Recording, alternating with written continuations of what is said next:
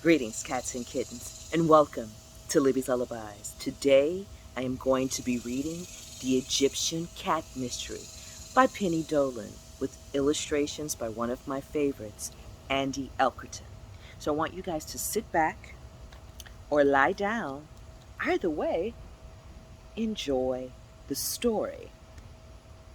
Chapter 1, The Egyptian Cat. "Hurry up!" cried Jed, running up the steps and into the museum. He and his big sister Ruby were speeding to their favorite spot, the Egyptian galleries. They liked to look at all the precious treasures and statues and gaze at the mummies in their decorated cases.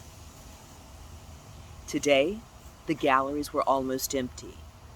Jed and Ruby could look at the ancient wall paintings as long as they wanted. "I'd like to be an Egyptian queen and sail along the Nile River," said Ruby dreamily. "Well, I'd like to ride in a chariot," Jed told her, "and feel the horses going really fast." Then they spotted a poster. It read, "Have fun on a museum sleepover." "Wow, I'd like to do that," Jed sighed. "Me too," said Ruby. But they both knew it would cost too much. After a while, Jed's stomach rumbled. Ruby's did too. "Snack time," Ruby declared. "I'm starving." They sat down on a bench. Ruby opened up her backpack. "Yum, yum," she said. "Ah! Barbecued lobster potato chips? Yuck," grumbled Jed. "She'd like them," Ruby joked, pointing at the carved cat who sat proudly on a pillar nearby. "No way," Jed told Ruby. "That cat is too good for your fishy-smelling potato chips." Jed really admired the Egyptian cat. She had a narrow gold collar around her neck and tiny golden discs hanging from her ears. "Sitting there forever must be so boring," Jed said. "Maybe there's a magical day when she comes to life." Ruby laughed. Just then, the sun shone through the windows and the cat's face glowed. Jed was sure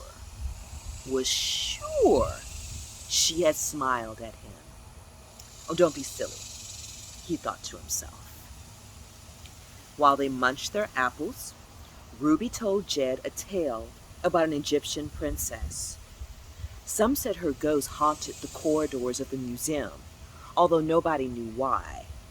Jed liked the story, even if it wasn't true. A worker wheeled a trolley toward them along the gallery. He scowled and glared hard at Ruby and Jed, as if he wanted them to move. "Should we go?" whispered Jed. "No," said Ruby. "We're allowed to sit here." "Oops. Well, maybe not eat here," she added, nervously spying a sign behind the bench. "No eating." The man unloaded a big screen. He set it up all around the cat statue. He slapped a big "Keep Out" sticker on the outside, then went behind the screen himself. "Well, that's not fair," grumbled Jed. "Now we can't see our cat." Chapter 2, A Strange Event. As the clock struck 3, the man behind the screen started chanting. He sang in an odd, high voice. "That's a weird song. What's going on?" asked Jed. "I don't know," Ruby frowned. "Did you see that strange amulet hanging from the chain around his neck?" Suddenly, they heard a shuffling and a sharp, cat-like cry. The man came out from behind the screen holding a big cardboard box and walked away quickly. "That box?" looked just like a pet carrier, said Ruby. Jed peeked behind the screen. The Egyptian cat was gone. That man does work for the museum, doesn't he? Jed wondered out loud. Well, he must, said Ruby, uncertain. Just then her phone beeped. Anyway, it's time to go home, Jed. Mom says hurry up. They took the back staircase down to the gloomy corridor with the heavy revolving doors. Jed was about to go through them when he stopped. A shadowy figure stared back at him through the dark glass. It wasn't his face. It wasn't Ruby's face either. It was a ghostly woman. She wore a wide, jeweled braid around her long, straight hair. Her dark eyes, outlined with paint, looked sad and angry. Who was Jed seeing? Ruby was the only one behind him. It's the Egyptian princess. Oh, stop messing around, Jed. Just go through the doors, Ruby grumbled. I can see her, Jed cried. No way. Ruby pushed Jed through the revolving doors. The figure immediately disappeared. But when the doors stopped spinning, Ruby stopped and stared. She gulped and pushed through the doors. Her eyes were wide. I saw her too! What does she want? What does she want? Their bus was at the museum stop, so Ruby grabbed Jed's hand. They rushed on board. Stay next to me, she ordered. Watch out for our stop. The crowded bus inched through the traffic. Suddenly, Jed froze. Farther up the bus sat the strange man from the museum. He wore an ordinary coat. His eyes were closed, and he was holding the pet carrier. Ruby, Jed whispered. Look, I'm sure he's got our cat. We can't do anything, Ruby replied, as the bus squeezed under a railway bridge. All at once, they saw a face appear next to them. The Egyptian princess. She seemed to be speaking, one silent word at a time. Free the cat, she begged. Immediately, they glanced at the cardboard box. It was bulging a bit. Then one edge split open and a black paw poked out. He's got the cat in there, Ruby whispered. Not any old cat, Jed told her. It's the cat from the museum. Today is her magic day, and he has catnapped her. It was all very well for the princess to ask them to save the cat. But how? How? Chapter 3, Cat Rescue. Their bus stop was coming up soon. Ruby and Jed moved toward the door. The man was fast asleep. Now they could see two paws clawing away at the gap. Jed thought about the ghostly princess. Free the cat. That's what she said. Free the cat. So carefully, Jed pushed one leg against the pet carrier. As he pushed, the hole gaped wider. Quickly, the cat slid out and smiled up at them. As the door of the bus opened, Ruby and Jed glanced at each other. Go! Go! Ruby whispered. Yes, go! They shot out and away down the nearest street on the heels of the cat. They saw the man wake up and struggle to his feet, but the doors had already closed. Too late! He was trapped inside the bus. Jed and Ruby had saved the mysterious cat. But what do we do with her now? Ruby wondered. The cat walked along between them, proudly holding up her tail. The streetlight shone on her golden collar and glinted off the rings in her ears. What will we tell Mom? Ruby said, as she unlocked the front door. She'll be home soon. Pets were not allowed in their apartment, but that did not bother the cat. Meowing happily, she prowled around and made herself at home. She chose a corner in Jed's room, just behind a chair, and curled up into a ball. And not a moment too soon. Mom came in, beaming. "Did you have a good day at the museum? Listen, kids, I gotta pop out for a while after we eat dinner. Mrs. Brown from next door will look in on you. Is that okay?" Ruby and Jed sighed happily. "Oh, that's great, Mom," they replied, relieved. Once Mrs. Brown had turned on the TV, they could go and look after the magical black cat. "She's so beautiful," said Ruby. The cat woke up, gave a long, elegant stretch, and sprang up onto the windowsill. She nuzzled Jed's books about the Egyptians. Suddenly she paused. She stared at the round glass paperweight. Inside the glass sphere was a model of an ancient pyramid. All at once, the cat's eyes became two green full moons. "Meow," she cried, calling the children close to her. Chapter 4, Another World.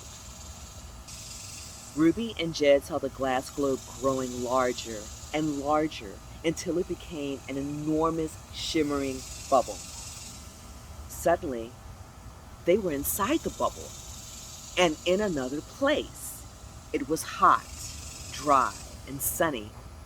"It's ancient Egypt," gasped Jed. The air was scented with spices and desert dust. Sand crunched under their feet as the cat led them onward into a busy market full of people and animals. Beyond the market were the banks of a vast river. The cat led them into a sailing boat filled with dates and other fruit.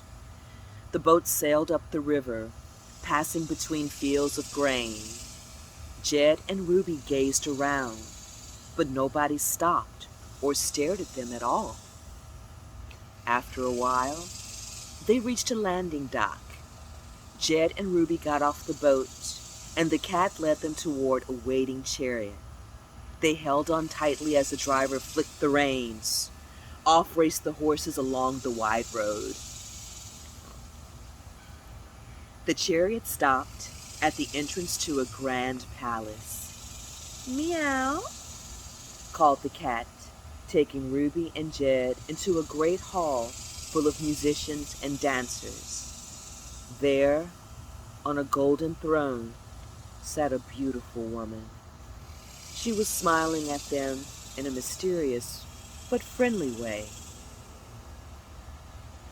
"She's the only one that can see us," Jed said. "The princess," gasped Ruby. Then, in front of them, they saw a necklace. The bird's wings were made from stones called turquoise. Its body and head were made of gold. One gleaming stone remained to be set into place. This is why the cat had brought them here. For some reason, the cat had chosen them to finish the necklace. Ruby picked up the stone. The surface was carved with strange signs. As she placed the stone into Jed's palm, the gem glowed. "It must be magical," Ruby said. "It belongs in the necklace, doesn't it?" Jed said. "I think the cat wants us to make the necklace complete." As they put the stone in, the cat began to purr loudly. Suddenly, they were outside in the blazing sun of the courtyard. A blast of trumpets echoed around them. All the people lifted their heads and became as still and silent as statues or paintings. The cat gave a strange cry. Everything shimmered and shone around them. The next thing they knew, the air smelled like home again. They were back in their own time. The cat was still with them, purring triumphantly. Chapter 5. The Princess. Ruby! Jed! Mrs. Brown was calling them. How are you kids doing? Your mom will be home in a moment. The cat had curled herself up behind the chair again. How can we get her back to the museum? Worried Ruby. I don't know, said Jed, looking uneasy. Mom had only been home a moment when the doorbell rang. Well, who can that be? Mom opened the door. They all stared. Outside in the dark was a tall, elegant woman with large painted eyes. She was wrapped in an ancient shawl, and her dark hair curled wildly around her head. She carried a large battered straw basket under her arm. Good evening, she began in a voice that was as soft as a cat's purr. I'm Professor Octon from the museum. Opening her basket, she held out 2 envelopes in her long, ring-covered fingers. Good news! Your children have won prizes in our Young Egyptologist contest. The professor gave a dazzling smile. Our records show your children have visited the museum often. Mom nodded yes, especially the Egyptian galleries. Jed and Ruby nodded yes. We were there today, they stammered. Could this mysterious professor be who they thought she was? If only she would step into the light, they could see her better. The professor smiled. Yes, it was a day when we needed observant children around, she said mysteriously. Ruby and Jed opened the envelopes. Sleepover tickets, they cried. There's one for you as well. The professor gave Mom a ticket too. Mom went pink with excitement. Oh, please come in, she said. I'll just pop into the kitchen and put some coffee on. The professor stayed in the shadows outside. I'm sorry. I can't come in, she explained. I have an important job to do. She gave a curious, low whistle. Meow. Out from Jed's room ran the cat. She twirled herself around the professor's ankles, then leaped into the open basket, purring happily. Sorry, it's later than I thought. I must go, said the professor. Clutching the basket to her chest, the professor winked. Well done, you two, she whispered. The Egyptian cat is safe again. By placing the gem in the necklace, you broke the curse that kept me as a ghost. Then she hurried off into the night. What a strange woman, Mom said. And what a wonderful princess, Jed whispered to Ruby. The next morning, Mom double-checked to make sure the sleepover tickets really were okay. Just as she was logging off from the museum website, she paused. Well, look at this. There, on Mom's tablet, was the image of an ancient Egyptian princess. It says here that she's supposed to haunt the museum. You know, she reminds me of somebody, but I can't think who. Jed and Ruby just smiled.